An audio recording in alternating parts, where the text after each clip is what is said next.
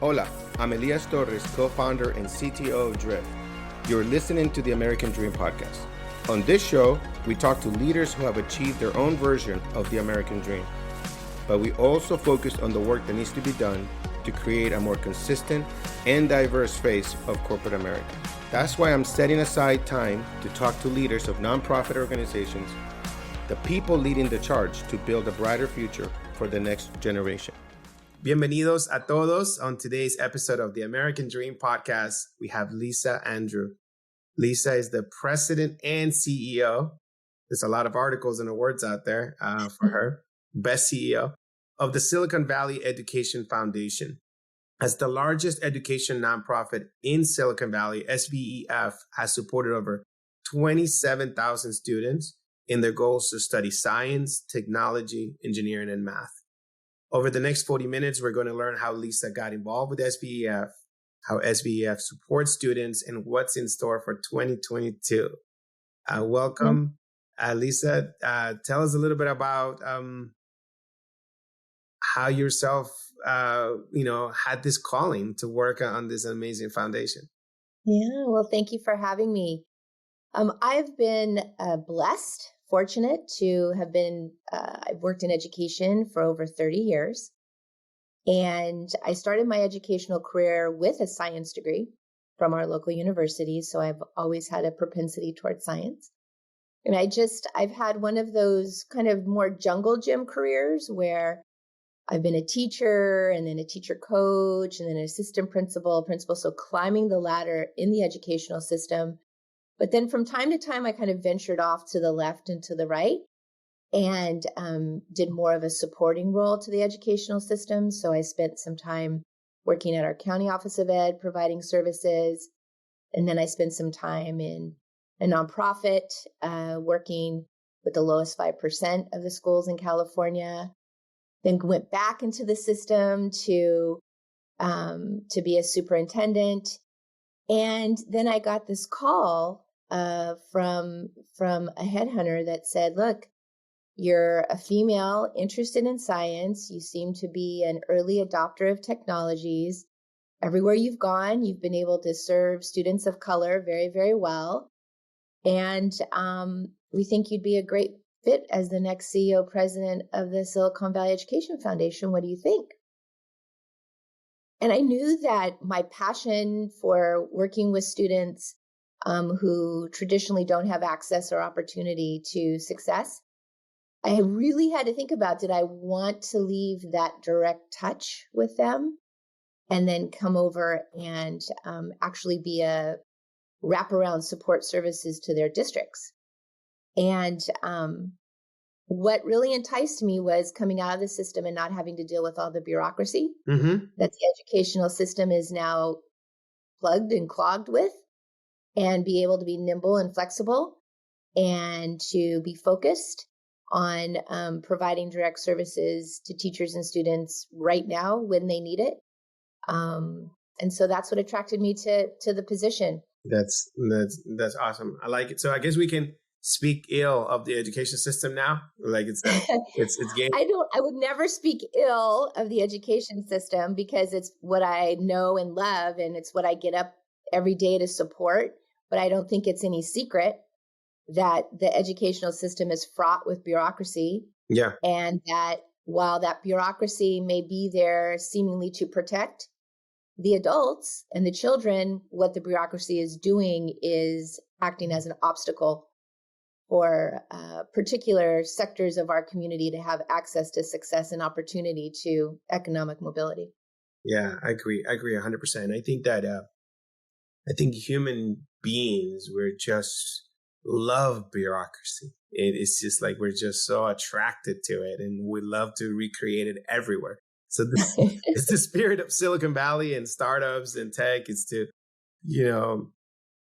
as an entrepreneur, we just like to break bureaucracy wherever we go. And it's difficult. And as my company grows, we're like, the more people you have, the more bureaucratic it becomes. And it's kind of like, how much of it we can take, how much of it we have to break down and stay nimble. So I appreciate the feeling. And I tend to not like to complain too much about systems Hmm.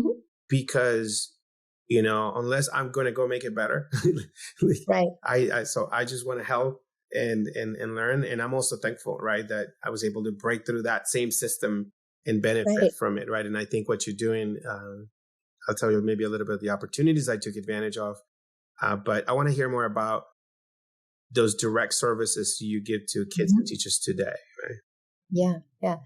One of the kind of foundational aspects of the Silicon Valley Education Foundation that makes it very different is that we provide direct services to teachers and to students, as well as develop appropriate, high quality, culturally responsive, growth mindset facing curriculum. So we are really grounded in the research of Richard Elmore around the instructional core. So it makes the organization incredibly complex in that what are we doing to create professional teachers and high quality teachers in STEM education? And what are we doing to create opportunities for students who are not on grade level, who are not given a chance to accelerate? How are we also providing them with direct services? And then how are we modeling really rigorous, appropriate curriculum? Right.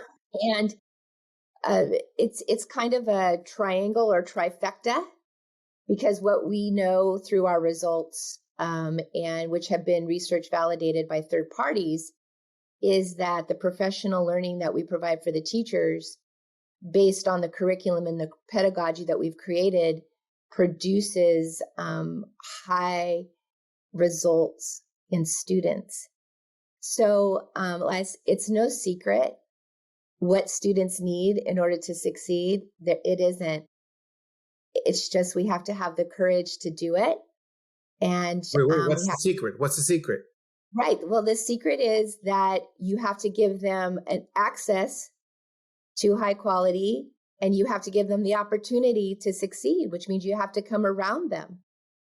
Right. And I think so many of our students here in Silicon Valley don't have that access to high quality, don't have that access to a robust curriculum. And so therefore they're not going to succeed. They don't have the pathway to do it. What do you So mean? Silicon Valley, California is the richest, has the most taxes, the wealthiest people, the beacon of hope of technology and the future of this country. Wait, not everyone has equal access there?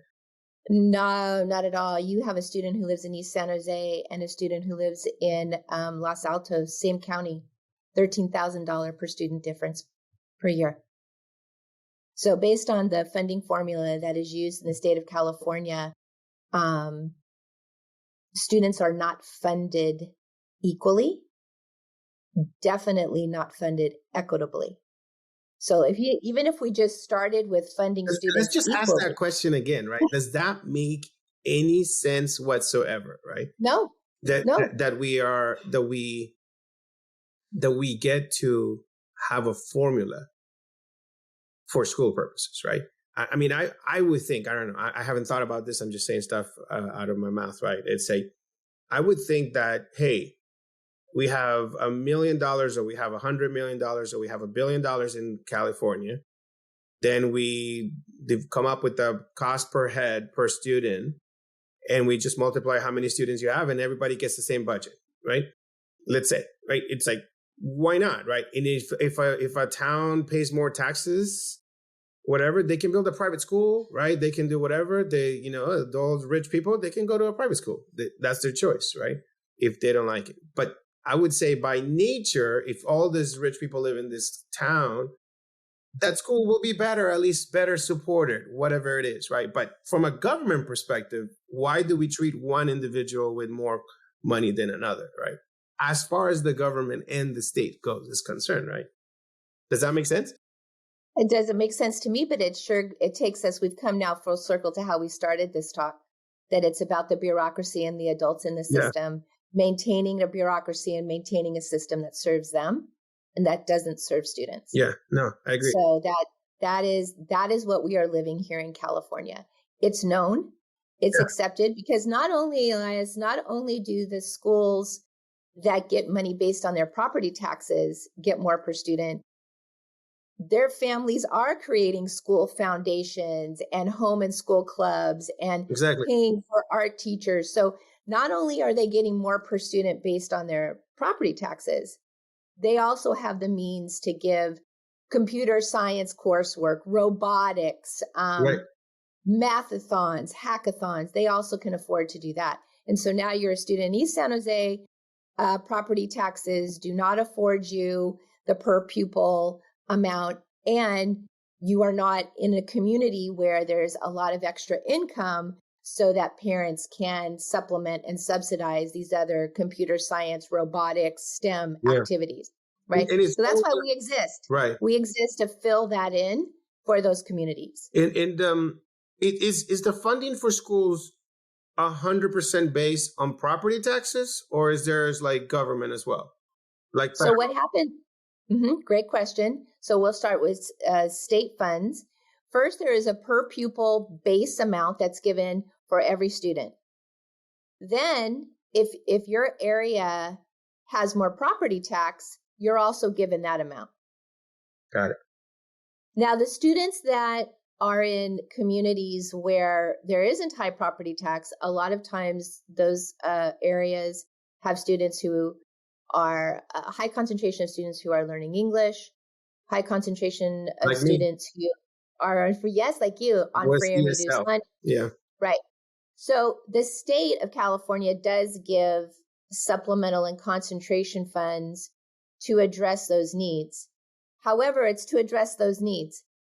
That can't be seen as, well, you're getting money for this, so that makes up for what we're getting in property tax, because they need money to address those needs. That has to be, you can't, it's apples and oranges. But it's still a big gap, regardless, even if you were to include that offset. Oh, it's massive. It's $13,000 per student, as I just said. And what's the total budget per student?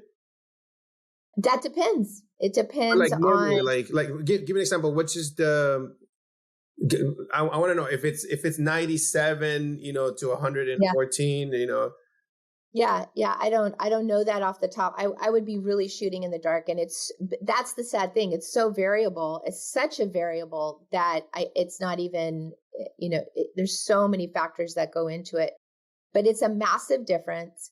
Money isn't the solution to everything, but I'll tell you this: if you're a teacher trying to live in Silicon Valley, are you going to work somewhere where you can make $75,000 a year? Or are you going to work somewhere where you can make $95,000 a year? No, absolutely.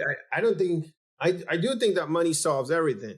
if it's used properly, right? If it with the bureaucracy, I mean, you can do not everything, but you know what I mean? This kind of problems, but I think what you're alluding to is that it needs, there's leadership, there has to be strategy, there has to be execution to pour it into the right places to solve specific problems, right? It takes courage. Yeah. What's needed is courage. Yeah. We have to have the courage to do the right thing. And what that means is telling folks that, yes, the folks over here are going to get this amount, they're going to get this access, they're going to get this opportunity because you already have it.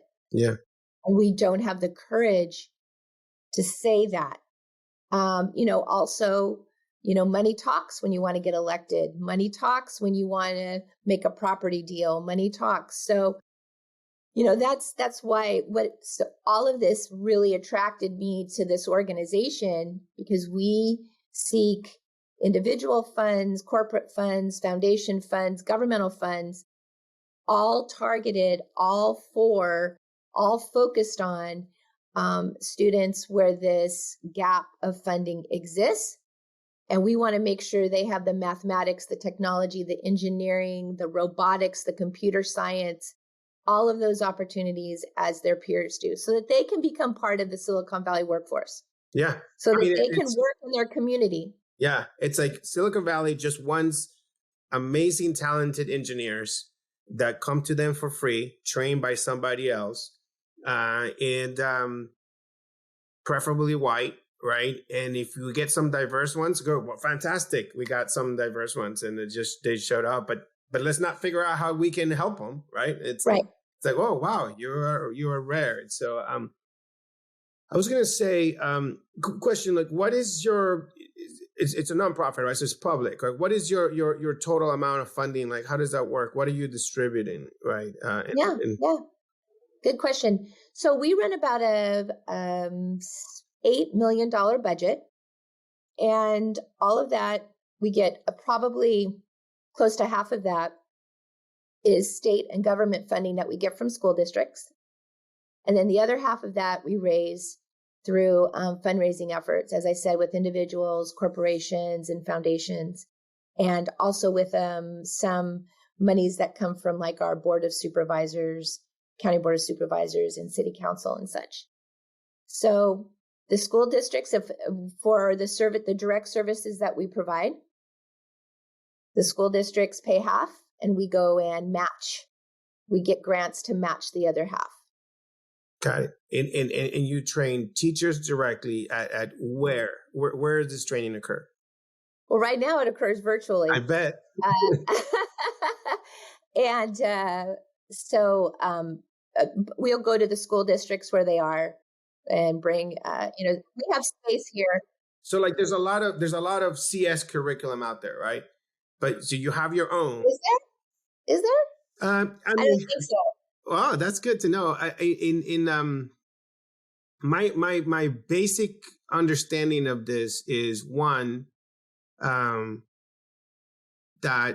computers, right? We learn it like online, right? We learn it on our own, right? There's a lot of boot camp schools, right? In my understanding, and then there's another option, like for example, MIT had open, their courseware, right? Their curriculum.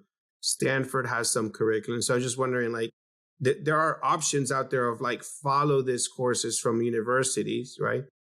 I don't know how ready, and I mean the packaging, the access, the I don't know if it's the mentoring, the supervising, the guiding, but the material itself, I know is publicly available, right?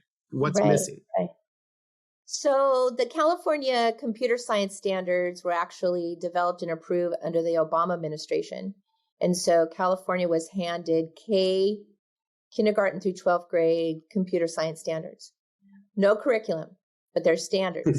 And the standards run by grade span. Like this is what a kindergartner or third grader should do. In computer science. In computer science. Yes, in computer science. Because computer science is, data science, computational thinking, coding. There's a lot of design, a lot of components to it. So we, the Silicon Valley Education Foundation, we had the standards.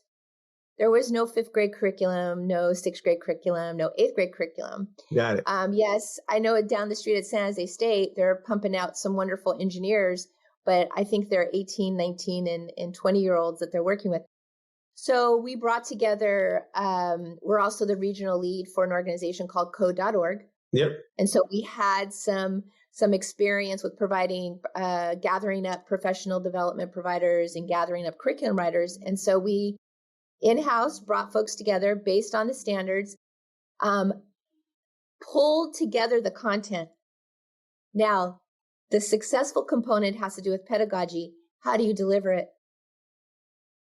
A 12-year-old's not interested in sitting there and going through a tutorial on YouTube, right? They want to be in a classroom with the stuff.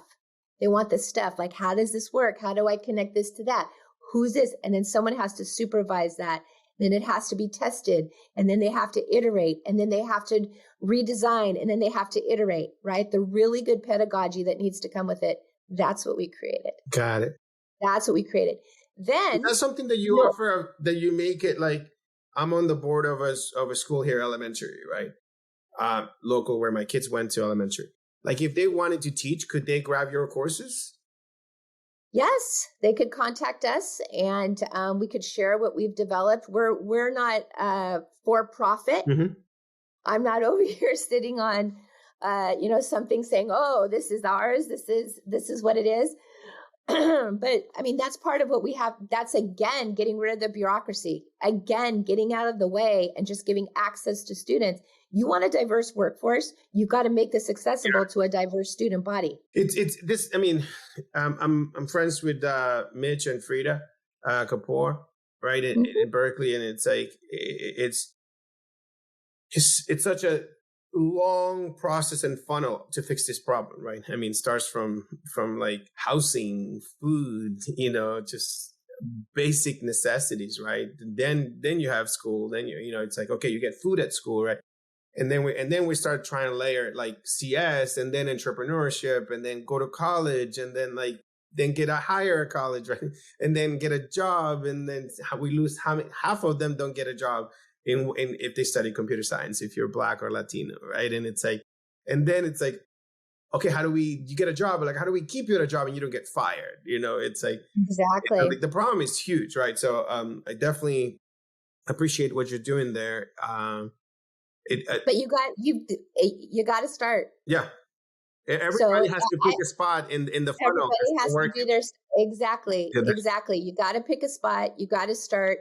And I think a lot of what we also not help, the students don't need our help. They need our support and they need access, is realizing, be your voice. Like, this, you got this. Here's how you advocate. Here's how you speak the speak, right? There's that code switching that has to go on a lot of times with our students. Like, this is how, when we're in this space, when we do our hackathons or when we do our appathons or when we bring kids together to do presentations, it's like, this is how you speak in this space. What is an appathon? What is an appathon? Oh, you create an app. Oh, we have kids Wells Fargo has given grants to middle schools here, and they've done after school program, and then they get together and they share the apps that they've developed. And it's amazing because this as an entrepreneur yourself, some of the best, easiest, simplest ideas come from a 12-year-old. They're like, because their mind isn't cluttered. Yeah. And they don't have obstacle yet. And by the way, ideas are dime a dozen. It's being able to execute the problem. That's the hard part. A couple of funny things I did with my kids. I've been trying to, being an immigrant, being food stamps, I did not, I was, I would go to school and I would work to support and help my mother. Like, there was no after school programs, no tutors, no piano, no tennis, no none of that stuff, right? No STEAM. Right. and so with my kids growing up, most of my kids are now 18. I have one in Northeastern and I have two 15 and a 17-year-old besides her. Oh, wow. Congratulations. Thanks. And you're still standing and smiling. What was that? You're still standing and smiling. I'm surviving. Yeah, maybe get almost there. And the thing about it is that I always felt inadequate, especially in the early years of their childhood, because I just couldn't keep up with the bills. I couldn't keep up with the. My wife was at home with them. It's 3 kids, and it's like, and I'm like, wow, I'm not taking them to all these things that all these people I work with at IBM are taking their children to. And I live in Lowell, Massachusetts, very underrepresented communities there, and not the best place in Massachusetts. And it's like, I don't have tutors. They're not going to music. I'm trying. Am I teaching them? And what am I going to do? And so I thought maybe I was going to teach them computers, because I was the thing that I knew the most, right? Even then, I just couldn't find the time or necessarily find the right pedagogy. Uh-huh. It's like pedagogia in Spanish. I couldn't find that. I didn't know it, right? And you got to find the right moment with kids, right? It's like, it has to be, everything has to be right, and you have to support them. So one of the things that I found was, so I ended up, they're getting older. I tried a couple of things. I got in my Raspberry Pi. Then we used it twice and never went anywhere. But then when they got a little bit older, they wanted a phone. And so I said, the only way you get a phone is if you build an app and I install it on my phone from the App Store. Right. And so so that's how there was a lot of kicking and screaming and crying and finding ways around it. Can I pay somebody to do it with my savings from my You can do anything you want. I love it. I love it. It's like, but so the I love first two built them. I it. installed them, and they got their phone. The third one still doesn't want to build it. So I'm like, no phone yet. So Yeah. he's I mean, 15. that's good. But That's good. I think I figure like and I have one more story, and then you tell me how can we help the students more, because my daughter, I took her skiing last weekend, and she brought a friend from college, a young Black kid from Dallas, from Texas, and he was blown away. Never seen snow, never seen skiing mountain. And then we went to have a brunch in downtown Boston in some fancy social club, right? We had a great weekend together with him, and he asked me so many questions, because he's studying computer science, and so he was telling me his journey and how he went from school to school and to worse school, better school, and he just never Yeah. no consistency. But somehow he made it to apply it and get accepted to Northeastern, right? Wow. And he's studying CS, and he's like, what classes, should I do, foundations? How do I become an entrepreneur like you? And so like, he just sucked me dry with questions of what classes, what to focus on, because he's seen what I was able to offer my kids, right? Yeah, in a different way. And he goes at the end when I dropped him off, he goes, thank you so much. I learned so much, right? Yeah. Like he met like a billionaire couple that was at this club. His eyes were wide open. It's like, I want to start a company. I want to learn computer science. And so like, I'm like, how can I help more, inspire and model to kids like what they can become, Yeah. Yeah. Yeah. I think a lot of when I hear your story, and while I am afforded white privilege because I'm white, yeah, I too never saw snow until I was an adult. I remember the first time I saw cloth napkins and tablecloths. I got a scholarship from the local Kiwanis Club as a high schooler, because I was the most improved high school student. Why? I was working and supporting my family as well in East San Jose. So I quickly learned, as this person learned, that I can persevere, I can be tenacious, I can ask questions, I can be curious, but there's a door that has to be opened so that I know what's on the other side, so that I know what's possible. And I think what I realized, and you have realized, is it's our responsibility to make sure that we open those doors. And we don't. A lot of society thinks, well, I gave them the opportunity so pull yourself up by the bootstraps and go through. Well, that's just not a reality. Yeah, that's just not a reality for the students, for many, many, many students in this community. So I wake up every morning going, what door do I need to open today? And who do I need to open it for? And who do I need to make sure walks through it successfully? Yeah. Can choose to stay on that side. Yeah. Because there's a whole thing, as you said, you have to learn how to navigate depending upon what you look like when you walk through that door. So I think that, one, we need to demand it from the system. So that's where the advocacy part of our foundation, we advocate and we deliver. So we're two-pronged.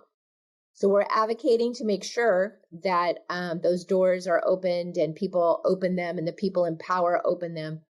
And then delivering so that students know how to walk through them, can choose to walk through them, can choose to stay on that side, and can choose the path of economic mobility.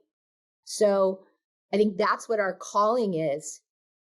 If we really want a diverse workforce in jobs that students can choose, that will, whatever they define as economically mobile, I need a great gardener, and I need a great engineer, and I need a great plumber.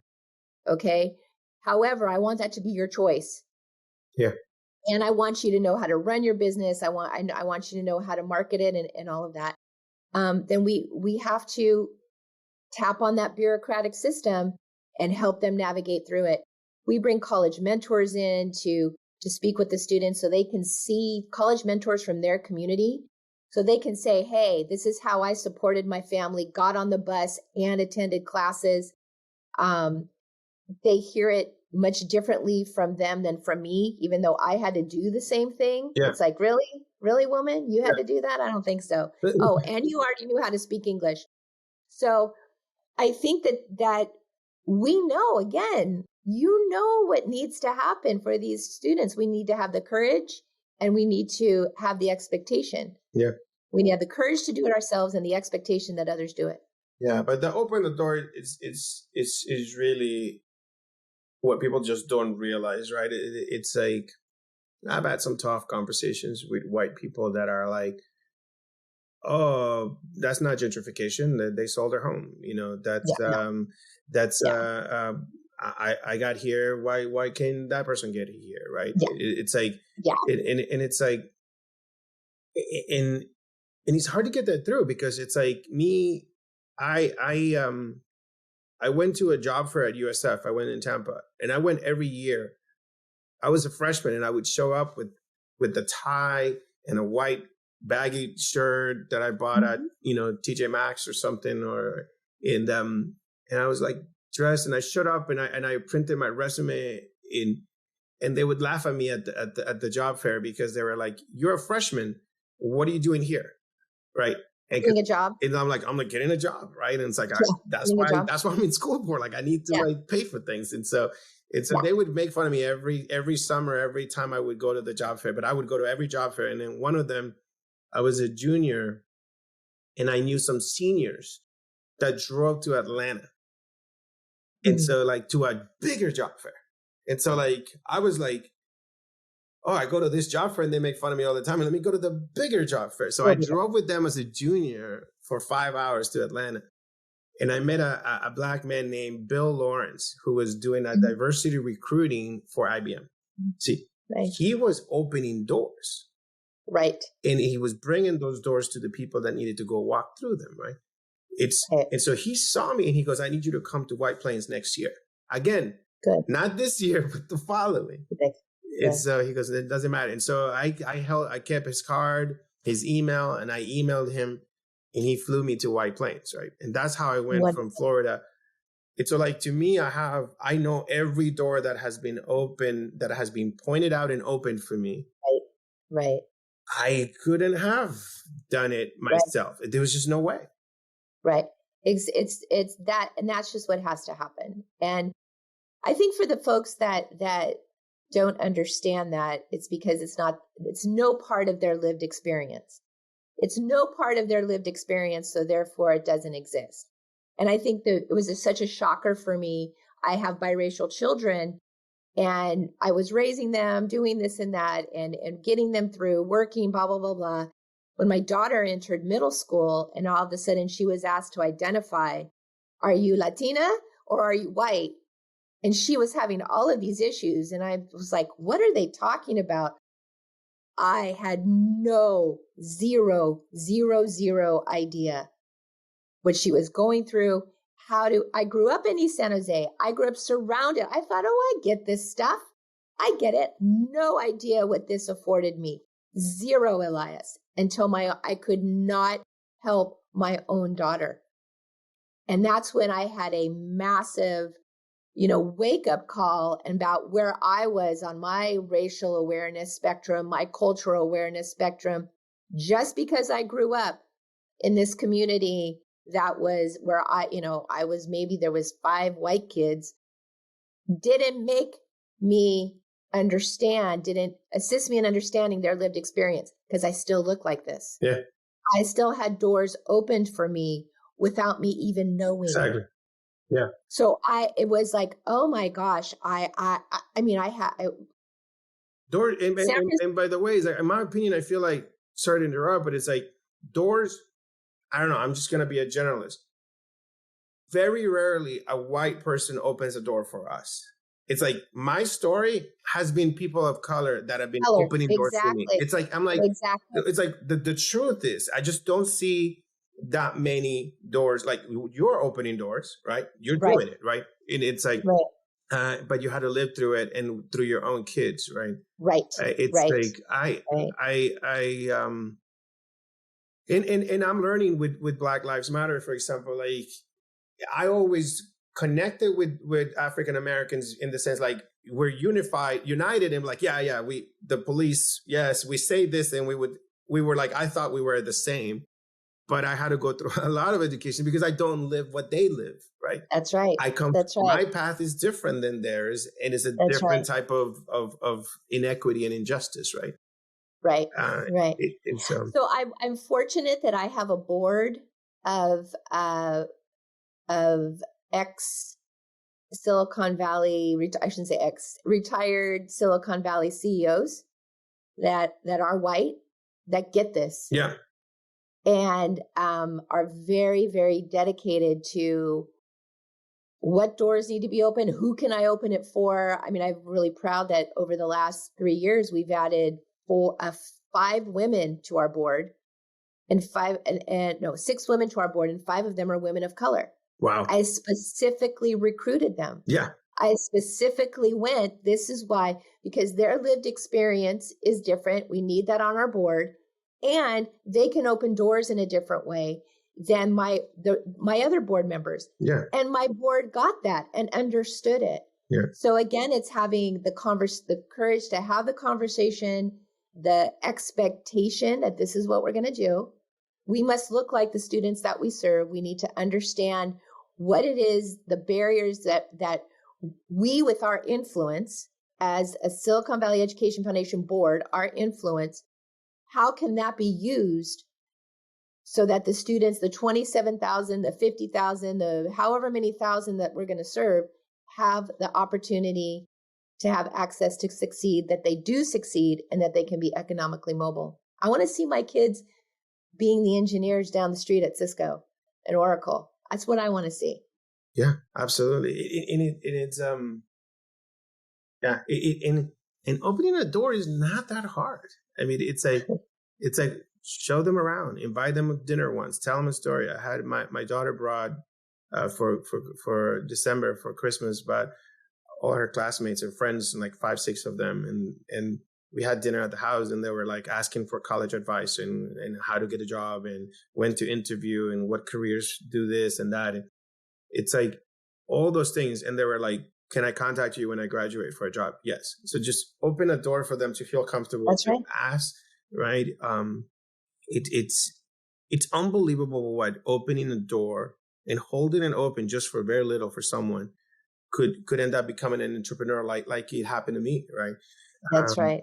Where like little by little, I'm 45, so it's taking me 25 years to get to this position. But now I'm in the process of learning. The reason why I do this podcast is to share the learnings, because a lot of people are intimidated, right? And not able to talk on either side of this, whether you be white or you be of color, right? And, for fear of repercussion, for fear of not getting a job or getting fired.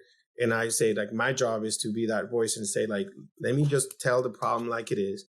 Yeah. And inspire people to achieve their own version of their American dream, right? Which is, that's right. I'm thankful that this country is way more accessible to opportunity than my country was, right? So I'm definitely grateful. And that's why I don't like to complain about the system, but we got to help it. Oh, I think I don't view when I make statements, it's like, if you can't put the facts into the light, you can't address them. I'm not complaining about the system. This is just an is. Yeah. So what are we going to do about it? And I'm here. I will get in the boat with you. I will row with you. I will give you 110%, but we're going to name it. Yeah. Or we're going to move. And if that is something for people who this country, this California, Silicon Valley is working for some people. It's working really well. And they want to protect that because it's working really well for them. So they don't want any boats. They don't want to move. And, that we have to demand it and expect it, that no, this is what's going to happen.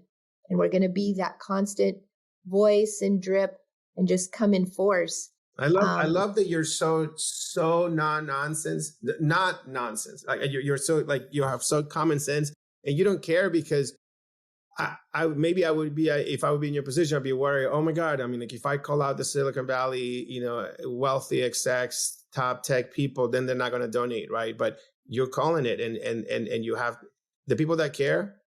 We have to go with who cares. That's yeah. And I'm not you know what? I'm not the right fit for those kinds of donors. Yeah. And there are those donors, and they're giving to other nonprofits that are maintaining their beliefs, and they get to do that. Right. The right donor for me, it's like it's a partnership. And so the wonderful, amazing donors that we have, they're like, yes, they recognize I got this. For these reasons, I have this. This is my community, and this is who I want to help. Yeah. So I would never want to disappoint a donor by spending their money in a way and sending a message in a way that wasn't aligned to their values. Perfect. So I guess that's yeah. This is awesome. Yeah. I think it's we'll cut it off here because people don't have that much attention span. But it's been great talking with you. Absolutely, same. I think you are. I love your personality and your we call it GSD, get shit done. Thanks for listening to the American Dream Podcast. Make sure to hit subscribe so you never miss when a new episode drops. If you like this episode, please leave a 6-star review wherever you listen to your podcast. And if you're interested in learning more about my American Dream mission, subscribe to my newsletter linked in the show notes.